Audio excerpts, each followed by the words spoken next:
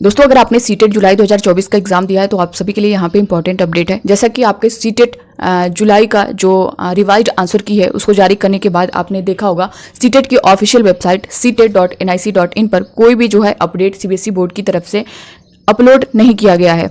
जहाँ तक अभ्यर्थियों के कमेंट आ रहे थे कि मैम जो है कैलकुलेशन शीट कब तक जो है इसकी नोटिस कब तक आएगी, कब जो है हम अपनी कैलकुलेशन शीट को देख पाएंगे और किस तरह इसका क्या प्रोसेस है, इसके बारे में मैं पूरा डिटेल में आप सभी को बताने वाली हूँ। साथ ही दोस्तों जो 15 नंबर को बोनस मार्क्स को लेकर के कोर्ट केस की बातें चल रही थी उस पर क्या अपडेट है, क्या कुछ होने वाला है।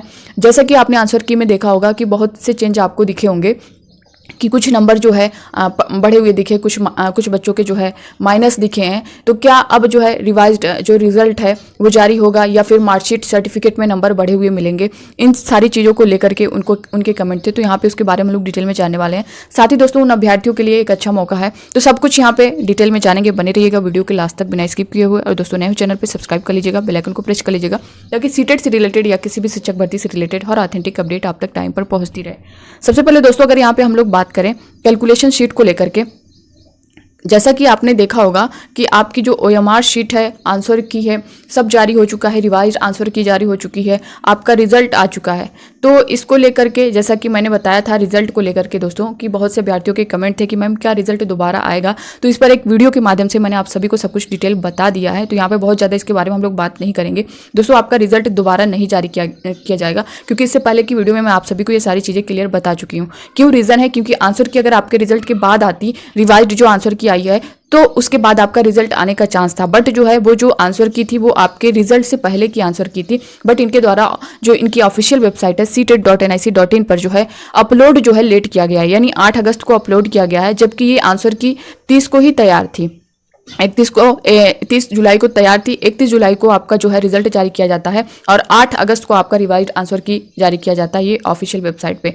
तो आपको इसको लेकर के बिल्कुल नहीं चलना है कि आपका रिजल्ट दोबारा जारी होगा। दूसरी बात दोस्तों यहाँ पे सर्टिफिकेट की बात कर लें या फिर मार्कशीट की हम बात कर लें तो यहाँ पे बहुत से अभ्यर्थियों के कमेंट थे कि मैम क्या इसमें जो है नंबर बढ़ा हुआ मिलेगा।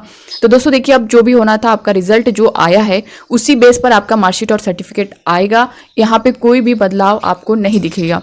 अब यहाँ पे बात करते हैं कि जो कोर्ट केस को लेकर के मामला चल रहा था कि 15 नंबर बोनस मार्क्स के लिए, उस पर क्या अपडेट है। तो दोस्तों इस पर जो है जैसा कि मैंने भी पहले भी आप सभी को अपडेट किया, ये सारी चीज़ें हम देख भी रहे थे, बहुत से बच्चों द्वारा जो है कमेंट करके भी पूछा जा रहा था और जो है पर्सनली कई बच्चों ने मुझे ये सारी चीज़ें शेयर की थी कि मैम इस तरह की चीज़ें चल रही हैं। कुछ लोग जो है इस तरह का कर रहे हैं कि पेमेंट करना है और हमें जो है वहाँ पे 15 नंबर के लिए कोर्ट केस के लिए पेमेंट की मांग चल रही है। तभी मैंने आप सभी को दोस्तों अलर्ट किया था कि दोस्तों आप लोग ऐसा कुछ भी मत करिएगा, ऐसा कुछ होने वाला नहीं है। चाहे कोर्ट इस तरह से वो सिर्फ जो है बच्चों को गुमराह करते हैं और पैसा ले करके वो कुछ करने वाले हैं नहीं। और वहाँ पे दौड़ने भागने से भी जो है ये चीज़ें आपका रिजल्ट चेंज नहीं होगा, बस आपके टाइम का लॉस होगा। तो वही चीज़ें यहाँ पे भी हैं, वो चीज़ें सब कुछ शांत हो चुका है। जो 15 नंबर को लेकर के कोर्ट केस का मामला चल रहा था हर कोई शांत दिख रहा होगा आपको। तो यहाँ पे आपको इससे कोई उम्मीद नहीं लगानी है कि अब जो है हमारा नंबर बढ़ेगा या कोर्ट में जाएगा तो कुछ जो है उसका डिसीजन आएगा, कुछ भी नहीं होने वाला है यहाँ पे। तो आप इसको दिल से एकदम मन से निकाल दीजिए कि आपका एक भी नंबर नहीं बढ़ने वाला है, जो था रिजल्ट में आपको दिख गया है, ठीक है। तो बाकी अब यहाँ पे हम बात करने वाले हैं दोस्तों जो आंसर की चेंज की गई है, जैसा कि बहुत से अभ्यर्थी इसको लेकर के कन्फ्यूज़न में भी थे। तो लगभग 4 से 5 क्वेश्चन लगभग चेंज दिख रहे हैं दोस्तों यहाँ पे। अगर हम CDP की बात कर लें, जैसा कि हमने चेक किया है CDP में आपके 2 क्वेश्चन आंसर की चेंज की गई है। वहीं इंग्लिश की बात कर लें तो इंग्लिश में भी 1 क्वेश्चन की आंसर की चेंज हुई है और वहीं 1 से 2 क्वेश्चन और भी सब्जेक्ट में चेंज हुए हैं। तो इसीलिए आपकी रिवाइज्ड आंसर की जारी की गई है, ठीक है। तो इसी रिवाइज्ड आंसर की के बेस पर ही आपका रिजल्ट जारी किया गया है। अब ऐसा नहीं है कि आपका रिवाइज्ड रिजल्ट भी आएगा, ऐसा कुछ भी नहीं होगा। तो जो कुछ चेंज होना था हो चुका है, जो रिजल्ट आपका आना था आ चुका है। अब उसी पे आपके मार्कशीट और सर्टिफिकेट जारी कर दी जाएगी। अब दूसरा दोस्तों यहाँ पे ये चीज़ें आपकी क्लियर हो गई। अब दोस्तों यहाँ पे जो अभ्यर्थी पास हैं या फेल हैं, यहाँ पे आपको जो है इस बात का ध्यान रखना है। देखिए जो लोग पास हैं यानी क्वालिफाई कर चुके हैं, आप दोस्तों से मैं यही कहूँगी कि आपके पास बेहतर मौका है, अच्छा मौका है। एक आप देख पा रहे बिहार में TRE 4.0 होने जा रहा है। इसमें लगभग 1,60,000 पद जो है बताए जा रहे हैं और यह वैकेंसी आपको बहुत जल्द देखने को मिलेगी। जैसा कि TRE 3.0 का प्रोसेस चल रहा है और इसका प्रोसेस जो है जैसे ही कंप्लीट होगा, अगस्त के लास्ट तक चांस है कि कंप्लीट करा लिया जाए या फिर सितंबर तक मिड तक करा लिया जाए। सितंबर में ही लास्ट तक आपको मीन्स अगर सितंबर फर्स्ट से लास्ट तक जो है आपको नोटिफिकेशन देखने को मिल जाएगा, क्योंकि जो भी प्रोसेस है बहुत जल्द कराया जाएगा, तो आप लोग इसकी तैयारी में लग सकते हैं। दूसरा, आपको यूपी में सुपर टेट की भी जो चीज़ें हैं देखने को मिल रही होंगी, तो यहाँ पे भी आप एक्टिव रह सकते हैं। दूसरा दोस्तों, DTPRS भी है, KVS है, इन सभी की वैकेंसी आनी है। तो आप सब जो है अब आगे की तैयारी में लगिए और इधर उधर के चक्कर में ना पड़िए। अब जो बच्चे कुछ ना कुछ नंबर से रह गए हैं, जिनका 1-2 नंबर से रह गया या ज़्यादा नंबर से भी रह गए हैं, चाहे आप 1 से हों या ज़्यादा नंबर से हों, तो नॉट क्वालिफाइड तो हैं ही। तो उन बच्चों को यहाँ पे अपना पेशेंस नहीं खोना है और इधर उधर बिल्कुल भी नहीं लगना है दोस्तों। आपको बहुत ज़्यादा सोचना नहीं, क्योंकि बहुत से जाहिर सी बात है, जब हम 1 या 2 नंबर से रुकता है तो उन अभ्यर्थियों पर क्या बीतती है वो हर कोई जानता है। बहुत से अभ्यर्थी होंगे जिनका 10 से 15 नंबर से रुका होगा, उनको उतना दर्द नहीं होगा जितना 1 से 2 नंबर वाले को होगा। क्यों होगा? क्योंकि वो बिल्कुल करीब आकर के किसी न किसी वजह से कुछ, या तो उन्होंने OMR फिल करने में कुछ ना कुछ गलती कर दी होगी, या फिर जो है क्वेश्चन आते हुए क्वेश्चन ऐसा होता है कि एग्ज़ाम हॉल में मैनेज नहीं हो पाती हैं सारी चीज़ें, तो क्वेश्चन आते हुए जो है गलत हो जाते हैं, तो इस तरह से वो 1-2 नंबर से रह जाते हैं। तो यही सब रीज़न है।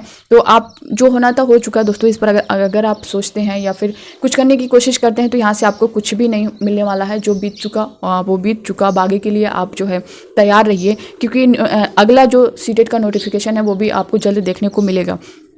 तो सबसे पहले आपको किसी भी एग्ज़ाम, किसी भी भर्ती में बैठने के लिए दोस्तों आपको पात्रता परीक्षा क्वालिफाई करना जरूरी है, चाहे वो सीटेट हो या फिर आपके स्टेट का टेट हो।